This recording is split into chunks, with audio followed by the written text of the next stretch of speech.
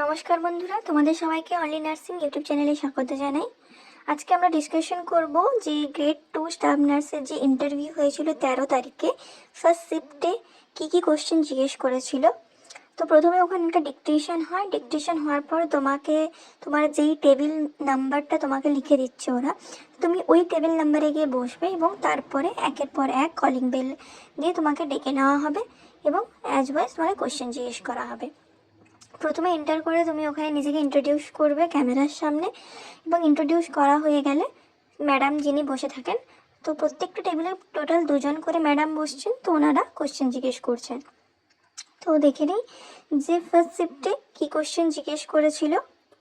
দেখো, প্রথম কোশ্চেন জিজ্ঞেস করেছিল আয়রন ডেফিসিয়েন্সি প্রোগ্রাম, মানে টোটাল কোনো অ্যাডোলেসেন্সের মধ্যে যদি আয়রন ডেফিসিয়েন্সি থাকে তো সেই ক্ষেত্রে কি কি প্রোগ্রাম আমাদের আছে সেই বিষয়ে কিন্তু জিজ্ঞেস করেছিল।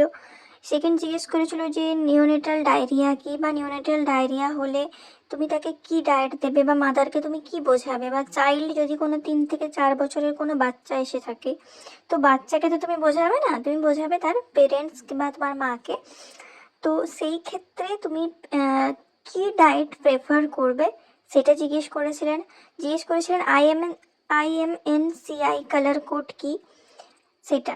এই টোটাল এইভাবেই ওনারা কিন্তু প্রশ্ন জিজ্ঞেস করেছিলেন। আশা করি তোমাদের এই ভিডিওটা হেল্পফুল হলো। ভালো লাগলে একটা লাইক, কমেন্ট এবং সাবস্ক্রাইব করে দিও।